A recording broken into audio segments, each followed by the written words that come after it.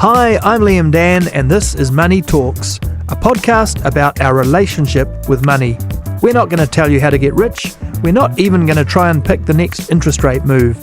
But we are going to get you thinking about your relationship with money and what it really means to you. I don't think things are fundamentally broken in New Zealand. I live in this country and I love this country because I think it has so much potential and life is good for so many. But we also know that that is not the case for some. Today, I'm talking to high-profile economist and author Shamubeel Eaqub, now with Wellington-based consultancy Sense Partners. Hi, Shamubeel. Hi. Did I get that roughly right? There's a long back CV of different roles in economics, though. Yeah, that's fine. That's what we're doing now. Yeah, I mean, when I first met you, I think it was around the GFC, and you were really kind of in the belly of the beast at Goldman Sachs, I guess, if we think about the real heart of capitalism and financial markets.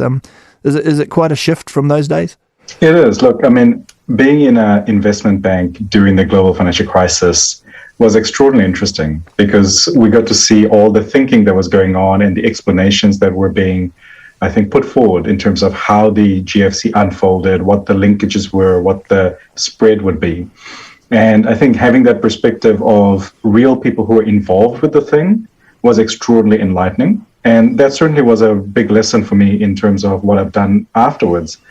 Is you got to go and talk to the people who are involved. Yeah. And so after Goldman's, I went into consulting, and that's a lot of fun because you get to work with real businesses and real policy. Yeah. Look, I'll come back to some of that, but I always like in this podcast to sort of get a bit of background because we don't always, hear the personal story when we hear economists talking in the media. Do you have, very early memories of money as a child, seeing money, holding it in your hands? Yeah, look, absolutely. So I grew up in Bangladesh, so that's where I was born. And, I remember going to the local shop to buy bread for the family and all that kind of stuff. So that's where the money experience came through. And then when we moved to New Zealand in the early 90s, my dad was very clear. You've got to have your own bank account, your own card, and your own money. So when you get a job, you'll be able to kind of look after all of that. So in my family anyway, we've been quite open about money and with money. Good, yeah. And so how old were you when you moved to New Zealand? I was 13. So, we left Bangladesh when I was 10 and we lived in Samoa for 3 years. My dad was teaching at the university there. And then we came to New Zealand and we lived in Lincoln. Yeah. The buzzing metropolis. Was that kind of a shock to the system? No, look, it was really fun. I really, really loved living in Lincoln. I had an amazing bunch of mates, lived in a, quiet place, but it was very multicultural because of the university. Yep. I had friends who lived on the street over. Had a great experience. So I guess you would have, would have been a quintessentially Kiwi kind of lifestyle once you moved in there. Yeah, I guess so. I mean, I guess it's that growing up in high school, friends and family and sport and all those things. And I guess Lincoln was interesting in that I had friends who actually lived out on farms as well as friends who... Yeah, it's on the fringes of the city, isn't it? Mix. Yeah. And so did you have a sense, or looking back, do you have a sense of sort of New Zealand's sort of economic life in those days and where it was at that time growing up? Yeah, look, it was the early 90s and there was a lot of, there was a lot of tension at the time. If you recall, we'd been through the reforms and things were pretty uncertain. The currency was pretty weak. So there was a whole bunch of stuff that was quite important. Certainly from a family perspective, as we're migrating here, we're bringing money into the country to buy a home. What are interest rates going to do? All those kinds of things. Yeah. So look, my memories are, all the 13-year-olds, so fairly limited in that sense. But certainly when I've kind of looked back through the data and history, go, oh yeah, like that was actually quite an interesting period when things were really changing in New Zealand. Yeah. I mean, at a personal level, did you have a part-time job, pocket money, things you saved up for?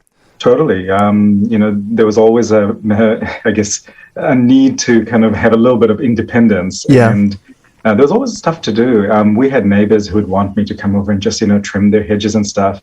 And they always paid me way more than the work was worth. Yeah. Because they wanted to kind of, support the neighborhood and the kids around the neighborhood. It was really cool. That's nice. And so did you have passions, things that you had to save up for, or just to have the money to spend on, buying takeaways and things if you wanted it? Well, a lot of it was about going into town, actually, because we lived in Lincoln. Yeah. So you needed the money to get on the bus to go into town and, do the shops and all that kind of stuff. Go to the movies, all those things. Yeah, it wasn't necessarily big things. It was much more about just sort of hanging out with friends, going into town, having a coffee. Coffee was a fairly new thing back then. Yeah, cappuccino, I guess, was the big deal then. And so were you kind of, was there a focus around money and economics and that sort of thing, like an interest in it early on? I mean, did you study it at school? Yes, I did do economics in school. But it wasn't like a big thing. So my greater focus was very much around maths and science. So I was really fascinated by science and maths. So I did that all the way through seventh form. And then when I finished school, I was like, I think I really, really want to get into the economics thing. So it was probably a little bit later rather than during school. Yeah. And so you made those choices around university. And did you go to Lincoln, or you went elsewhere to university? Lincoln. Yep. And you did economics there? I did, yeah. And, it's kind of like a small place, and it was really interesting because the commerce department is quite small there, but it had also meant that you had lecturers who you really connected with and you got to talk to. And so that was quite cool. I had an econometrics lecturer, Bert Ward.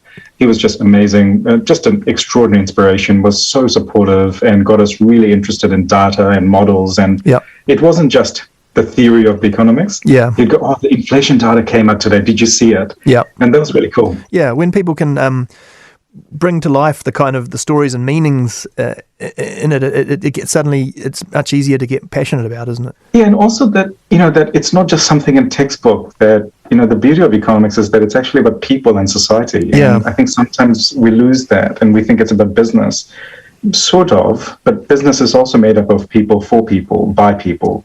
And so is the economy. And I think having that grounding and that ability to see that is quite powerful. Yeah, I mean, at that time, New Zealand was certainly in a bit of a neoliberal revolution. Was were you involved in the debate and thinking around all the Keynes v. Friedman, kind of economic philosophy stuff at that time? Well, I graduated from university in 2001. So at that time, I guess we were kind of just, those issues had been kind of settled into policy in New Zealand, and we're kind of working out whether or not they're working.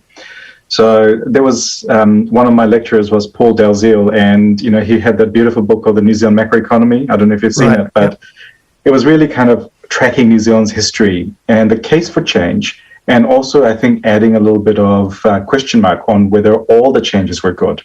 So I think that question had been raised right from the beginning. Yeah. And so I had lecturers, I think, who were able to straddle both sides and tell those stories. So I wouldn't say my understanding was sophisticated enough to have those deep debates. Yeah. But I mean, it is looking at it now, it is often a element of degrees, isn't it? I mean, there are always politics and political views in economics. It's not sort of a hard science where you can run a controlled experiment in a lab 100 times. We roll this stuff out in the real world and then debate it. Totally. And I think the importance of politics and political economy is so great that sometimes we miss that in the way that economics is taught or talked about. We like to think that somehow it's separate, but the boundaries, the rules, the incentives that we have in the economy are quite often decided through the systems of politics. So politics is absolutely integrated in the way the economy works. Yeah. Just to keep jumping back a little bit to that personal story, one question I like to ask on the podcast is, what's the poorest you've ever been? Was that sort of student years, or any recollections? Absolutely. I mean, you have great demands to drink beer and very limited funds. Yeah. Lincoln did have a bit of a reputation too. The beer was greater than the pocket allowed. Yeah. No, I was at Canterbury, and the Lincoln guys had a bit of a reputation. And how about indulgent purchases? Do you, are the things that you've bought when you finally had a bit of money that you consider a bit of an indulgence and enjoy? Yeah, look, absolutely. I mean, I think with money, it has to be not just about the necessities, but also those things that bring you joy. And certainly when I first got my professional job, I guess, one of the things that I did was I had a coffee every morning by myself. Yeah. And it sounds a bit lonely, but that first coffee by yourself in the morning, just to kind of enjoy the coffee. Yeah. It's such a luxury. Yeah. That's nice. And so coming out of university, where did you start? Did you move to Wellington? I guess a lot of people do the government agency, the Treasury, or the... Yeah, so my first job was at Statistics New Zealand. Right. And so I was working in the prices, and so I worked in Wellington. and a little bit in the Christchurch office as well. But yeah, so I moved to Wellington, and that was really fun. So I was 20 at the time, and the place was so cool. The people were so nice. So when I had my 21st birthday, I was doing my work at my computer, and I turned around, and there was this big party behind me on my birthday. Yeah. Oh, that's great. And it's a great place to be having that quiet coffee, I guess, too. Okay, yeah, and so you've made these career steps, I guess, and if you look at kind of, at the commercial end, getting to be economist with Goldman Sachs is quite a sort of a thing in itself, just because of the position they have in the financial world. Was money a driver for you with the career choices, or to what extent? No, look, I don't think I was actively searching out more money per se when I was looking for these jobs. And in fact, it wasn't so much that I was looking for these jobs either. Quite often jobs in professional services sectors are about people and being at the right time, at the right place, and being willing to say yes. So I was when I moved from Statistics New Zealand to ANZ, I moved because I had coffee with somebody and they said, would you be interested? And similarly, I moved to ANZ in Melbourne, and that was because I had coffee with somebody and they said, we're replacing this position in Melbourne. Would you be interested? And same with the Goldman's job. I was having coffee with the person who is the counterpart in Melbourne. And they said, we're hiring a new economist in New Zealand. Would you be interested? So these were interesting roles to you, a chance to do something a bit different. Oh, look, absolutely. And, it was about that opportunity to learn, to do something different, to contribute in a different team. And in all of these jobs, quite often moving to a new place to, do something different. And so I think in my mind, work is very important in that we spend so much of our time doing it that it should be in an interesting place with interesting people doing interesting things. Sure. Just looking at that, I mean, it seems like quite a big call you made to jump out of Goldman and go your own way. And in a way, it freed you to be a lot more expansive in your commentary and all that sort of stuff. Was it something that you thought about a lot and had to sort of take a deep breath before you did? Well, look, I mean, I did think about it, but the reasons were very personal. So Celia and I had just gotten married, and we wanted to be able to spend more time with each other. Yeah. And the work at Goldman's is super interesting, but also it requires a lot of time. Yeah, famously hardworking investment bankers. Yeah. And look, I loved it. I loved that hard work because I learned so much, and I worked with people who were similarly hardworking and super smart. So there's something about being in that environment, in that pressure cooker, that's actually just fabulous. But also it means that you don't necessarily have the time to do these other things that are also important. So we made a very active choice that it was time to do something different that would give us the ability to have dinner together every night and all that kind of stuff. Yeah. And since then, I mean, I was talking to you when you were there, but since then you've certainly expanded the media profile and presence. And some economists are great at crunching the numbers, and then there are great storytelling economists, and you sort of seem to be both, which is great. But when did you sort of think, well, hey, I can tell these stories and it's worth getting out there and sharing my view? Look, it's not a deliberate decision to be in the media. So it's not that I go out to the media, it's more that the media usually comes to me. So I think for me, it's more about wanting to tell the stories. And it probably really kind of took off when I was at Goldman's. So your colleague, Anne Gibson. Yes. Yep. Because she's always so interested in the housing stories. And so, when I sent my sort of summary of the data, she'd go, "Oh, that was really good. Yep. And would you like to talk about it?" And so she really encouraged and nurtured me. So that's kind of where it started. But also there were some amazing mentors in TV and radio.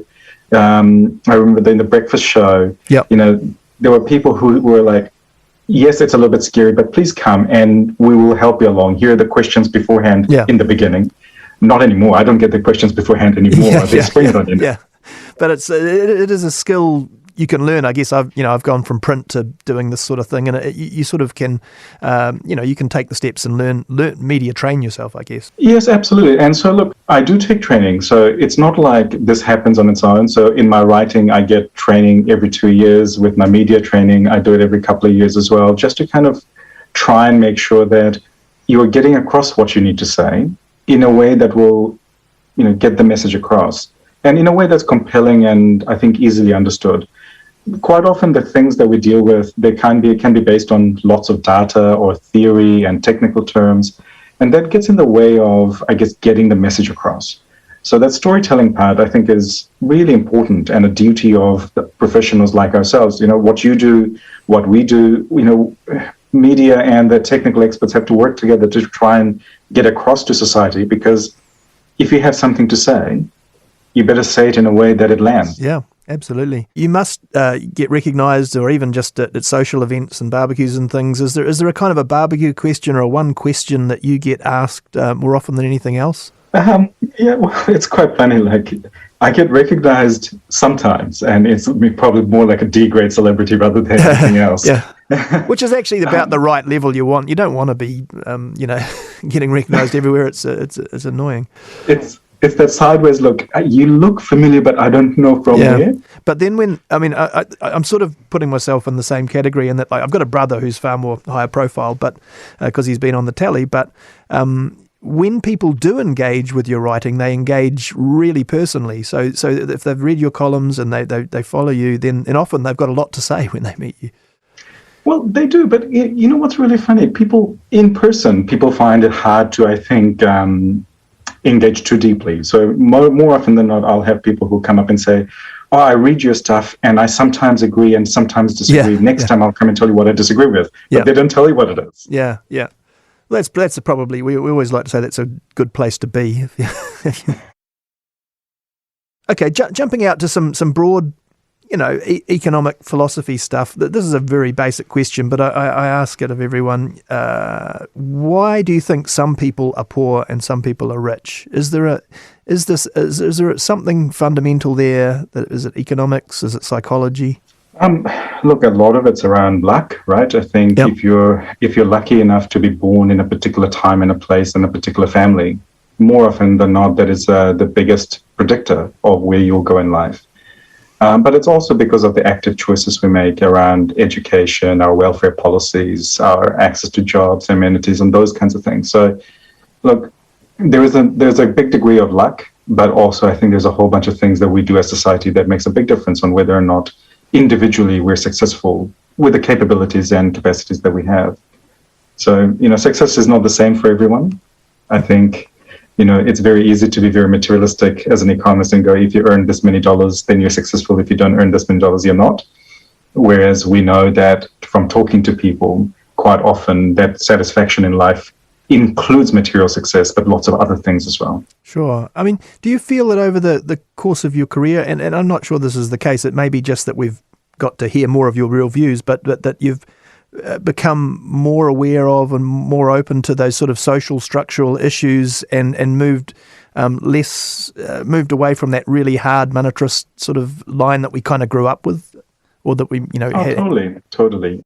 Because I started my career as a macro kind of person, which was very much that sort of, you didn't see individuals, you saw the total and the averages and the aggregates. The people were less important. But, two things. I think as you kind of grow older, I think you have a greater sense of appreciation of diversity and the differences of outcomes and consequences. But also, I think the lessons of actually having lived through a recession and just seeing the human cost of the changes in the economy. When things are going up, by and large, things are okay. But when you get those big economic shocks, I think you really get to see what those consequences are. And that really opened my eyes. And also as a bit of the work that I did when I was at nzherald, going out to see people in places and visiting communities and engaging with different organizations. That gave me, I think, a much greater depth of understanding of just that there is real poverty in New Zealand. Yeah, absolutely. And if you look at the averages, you wouldn't think that was the case, but there is real poverty with people with material hardship and deprivation. So, I think those things are very much about until you see it and feel it and live it. Yeah, it's very easy to kind of be quite, I think, a little bit blunt about it. Yeah. I don't want to talk too much about inflation because we're talking about it every other day at the moment. But, an observation might be, that we do seem to be a very hawkish little nation when it comes to looking at the debate right now about monetary policy. And what do you feel about where we are in the economy right now, I guess, in terms of that? My interpretation would be that we are very unsophisticated in the way that we have these debates. It's black or white. And Liam, you said before how a lot of economics is shades of grey. And here we're saying, oh, it's all because of central banks' bad behavior that we have this inflation. And you kind of go, well, let's have a look at this. About a third of it's coming from food and fuel. Is it really the case that because of the Reserve Bank's policies that food and fuel prices have gone up? Stupid, right? And then there's this big increase in construction costs. Well, maybe we lent too much money to houses and blah, blah, blah. That might have been the part of it. And then there was this great story that, these big increases in prices will absolutely lead to higher wages and we'll get a wage price spiral. But we haven't seen one of those in many decades. How can we be so confident that is the case?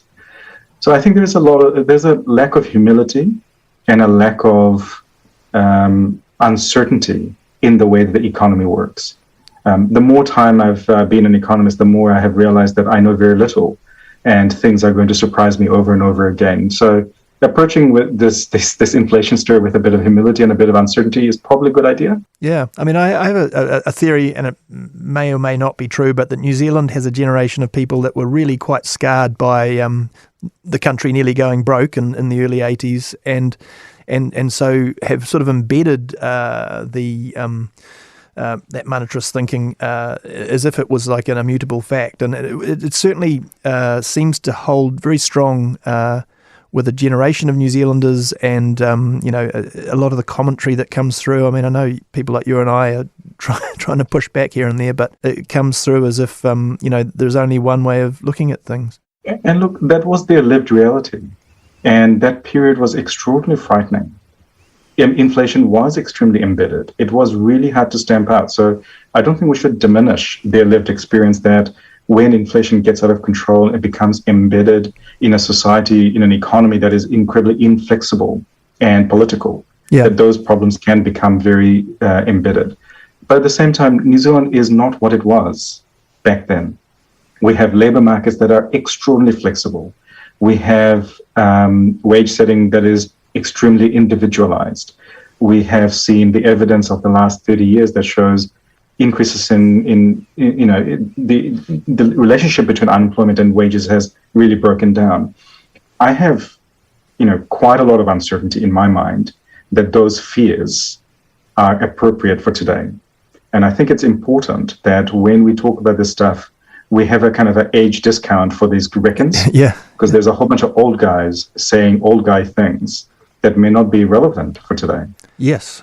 Hey, one last question, and it's kind of a difficult one too. I'd put you on the spot. But how or what would you do if you had all the power and you had the opportunity to make one maybe big policy change in this country to deal with poverty, to help with inequality? What would you do? That is a really tough It is a big question. Look, I think the big thing that we could do with poverty is really around having sufficient taxes to fund our social services properly. We have pretty good safety nets, but they're mean and stingy. And the reason for that is we don't raise enough taxes for the needs of what our welfare system is designed to do. So I don't think things are fundamentally broken in New Zealand. I live in this country and I love this country because I think it has so much potential and life is good for so many. But we also know that that is not the case for some. And I don't think the fixes are nearly as fundamental and structural as people think. I feel so optimistic when I go around the country that there's so many good things happening. But if we could put the safety net a little bit higher, a little bit broader, a little bit kinder, I absolutely believe that we could do things better. That's great, Shamubeel. We will leave it there, but that's a nice upbeat point to leave on. So thanks for the chat. I enjoyed that. Thanks, Liam. And thank you for listening. If you've got feedback, drop me a line, liam.dann@nzherald.co.nz. And if you want to hear more of these, please subscribe at iHeartRadio or wherever you get your podcasts.